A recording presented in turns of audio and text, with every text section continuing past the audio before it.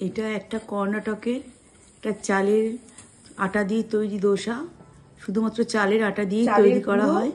এটা এক বাটি ছোট বাটি চালের গুঁড়ো নিয়েছি, সেদ্ধ চালের গুঁড়ো, কাঁচা লঙ্কা কুচি, ধনেপাতা কুচি, 1 থেকে 2 দানা চিনি আর স্বাদ মতো নুন।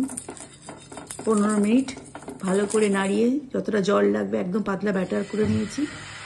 ঘি দিয়েছি ননস্টিকের প্যানের মধ্যে। তাওয়াটা গরম হয়ে গেলে ঘি দেওয়ার পরে এরকম করে ধোসার আকারে ছড়িয়ে দিলাম। প্রথমে দুটো ছোট সাইজ করে দেখিয়েছি, তারপরে বড় সাইজ। সারাদিন সুন্দর থাকে এটা স্ন্যাক্স বক্সে, বাচ্চাদের টিফিন বক্সে, লাঞ্চ বক্সে, ডিনারে। এটা একটা কর্ণাটকের স্পেশাল খাবার।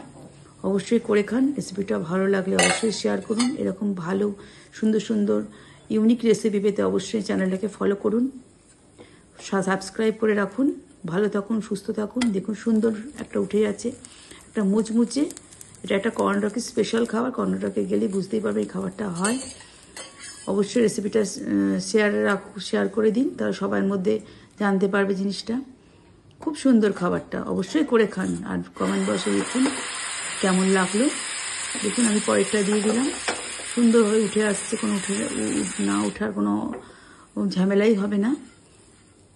যেমনই শেপে করুন, সব শেপেই এটা সুন্দর।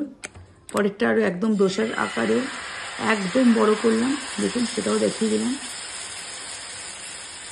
আপনারাও করে খান ঠিক এইভাবে, বড় করেও করতে পারেন। দোসা তো এটা চালের আটার দোসা, এটা খুব উপযুক্ত, স্বাস্থ্যকর একটা রেসিপি।